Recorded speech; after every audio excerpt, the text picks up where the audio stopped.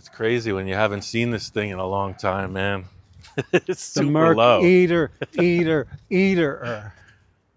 Yeah, this thing is freaking chopped, sectioned, the whole business.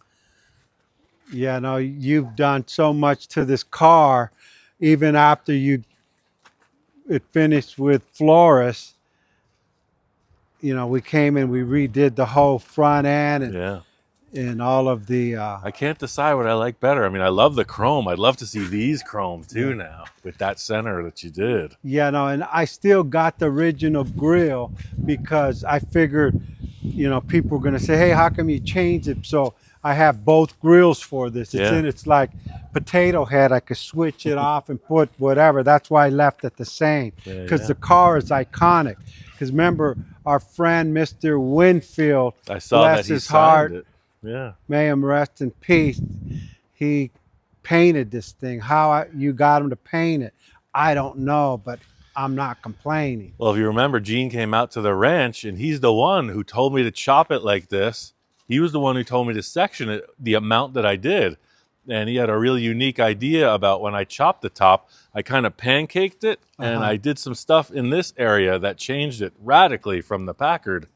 So really the design of the flow of the car is Gene's idea. I just executed it. Well, that and his fade. I mean, everyone talks Gene Winfield fade. That's historical fade. I mean, from one color to another color to another color. And every time when it's dark, it kind of looks the same. But as the sun hits it, that thing, I mean, it changes into so many different colors. Yeah. Yeah, and it's really cool. You know, that he's passed, everything seems like more nostalgic than ever. And yeah, he signed the dashboard and everything, so that's cool. Yeah, no, he came and signed it. And I got pictures of him when he was at Grand National and he was in his little cart. He pulls up, he gets out of the cart. He says, "That's my car." I said, "Gene, you paint." He says, "Well, I know that. What do you think?" Yeah. He got off. He said, "I want to take a picture with you." Like he knew what was going on. Yeah. So he stood by me and we took a picture of the car and he just said, "Hey, that thing came out good." I said, "Well, that's a Gene Winfield Yeah. fade." After the metal work I did only took you about, what, 100 million hours to do the body work? It was a lot of And then he effort. Yeah. sprayed it. My guy was just like, wow. Just like the Cadillac. I said, "Hey, what do you think?" He says, "The Cadillac ain't that bad." I said, "What do you mean it ain't that bad?" He said, "You know, the Merc Eater Eater was a challenge." Yeah. We're just getting a lot of criticism because we've been into our YouTube channel for 2 years now and we haven't finished the car, right? Yeah. So it's like Jamie and I want to say, no, it's the cars do get finished. You know, this one is in your hands for the finish work, just like the Cadillac. So that's not really my forte. You know, I could do body work, but I'm not a painter. But this is what you get after all the metal work is done. And yeah, a lot of talented hands go into the process. Like we have just a network of teamwork with all of our imaginations and all of our ideas in the finished product. I mean, I even look back and go, wow, wow, wow. I mean, I have an idea, you have an idea, I tell you to do this and you adjust it and it comes out like this. So it's been amazing the journey we've been on and I'm blessed to be involved in it.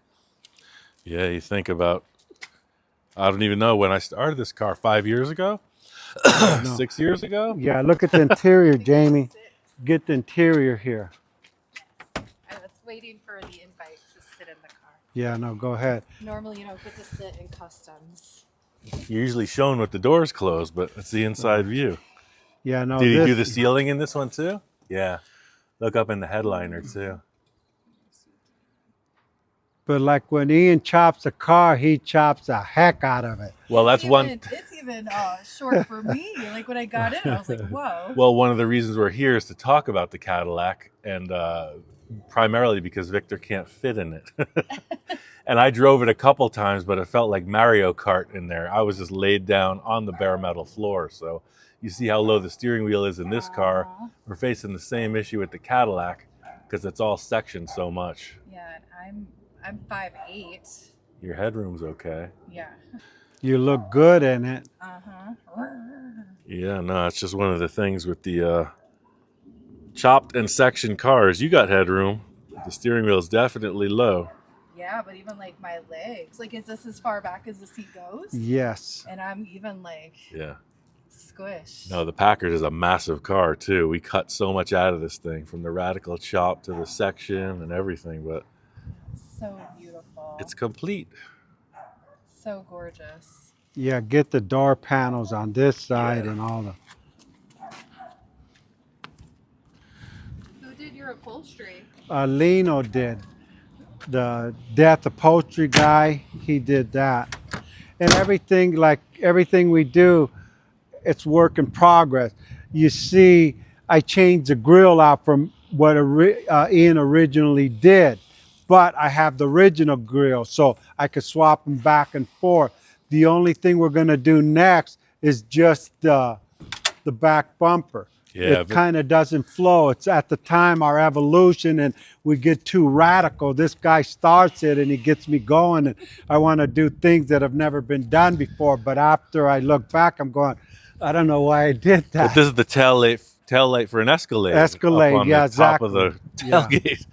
So Yeah, no. yeah, we're trying to, like, not rush to the finish. We're trying to finalize it, right? We want to send this thing, and just like Victor refined the front grill, this was an idea. I think it could be better. And it can. And the whole thing is, I was traumatized because remember the Rivy no tail light situation. I got so much heat for this. I said on this one was after that. Yeah. I said I'm gonna put a tail light the whole world could see. But it's not. It does. I mean, it's okay, but it's gonna change. So Yeah. story of my life. Yeah. I think something even just more old school. You got the beautiful Cadillac bumpers in the front. And are these Caddy or Buick parts? I don't even know. They were Buick. Yeah, Remember Buick. it was this big. Yeah. It was a big old Huge nose to the bumper. Buick. Yeah. So yeah, something to fit the front, I think, is in order, and then you can figure out your taillights once again. Right. But yeah, in fact, I already got all the bumpers. I just got to figure out the one to put on. I got 47 Cadillacs, which have that little. That's what was originally Yeah. going to go on that. and it Yeah, didn't work. remember Yeah. that one? In fact, when I got it back from you, I go, yay, Yeah. because it's going on Yeah, this. that thing. would look good. Yeah. And just a real quick story while we're talking about Gene's car. Gene was an inspiration to our culture in the car business. I mean, because what he did, he was so humble, because most builders get to a certain point, you can't approach them. You ask questions and they just like, they ignore you. Every time I went up to Gene for the last 30 or 40 years, he would stop and give you the time of day and answer questions. Even with Ian, as he was first starting out, Ian would go to him. He wouldn't say, hey, you're wasting my time. He'd get involved in it and give his input. Am I not right? Absolutely. That's how I met him. I went to his car show and he's like, man, what you're doing here is awesome. And Yeah, that's it. Yeah. Yeah, and he was a man that touched so many people's heart. And I just want to thank him for being in our life and in our car culture. Gene, God bless you. And Gene is gone, but he's still with us. He's in me, he's in him, Yeah. he's right here. So he's still with us in the car culture. So I'm hoping the next generation could see what him, and there was a bunch of other people. You got Barrett, you got Watson, and there's 1,000 other ones that are in the same club that he inspired a whole generation of people to do that 50 custom stuff, right, Yeah. Ian? Yeah. No, and that's what we're trying to do, is just to perpetuate that. Those guys invented it, and we're just trying to keep it rolling. Yeah. And, you know, it hurts we lost them. And, you know, just to bring another topic, remember Brooks' father, Bill Farrell, he was always on Full Custom Garage. There's only a few people that I could say in my life that you connect with, and you just got, I don't know, whenever you see him, it's like seeing your old buddy from high school, and you just like, hey, how you doing? And we lost him about a week or 2 weeks ago, and that's a loss too. He was such a great man, and I mean, that man was incredible. Working with and his him was family. a lot like working with you. It's just like, I don't even, there's not even like a way to describe it. Like you say, when you meet your people, you just do work. And we did so much with Bill. He's a cool cat. Yeah. So yeah, it's just one of those things. When I heard that, it broke my heart. I mean, that he still, God just took him. I thought he was perfectly healthy. He thought he was perfectly healthy. Just Yeah. in a minute, you never know. That's why everybody, you never know when your last day on earth is. You know, just do the best you can, enjoy life, and be kind.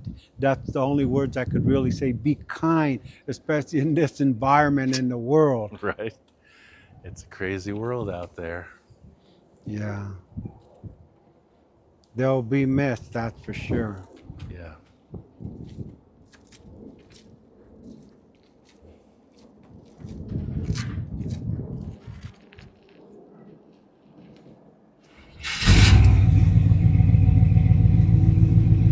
It looks best when it's that low.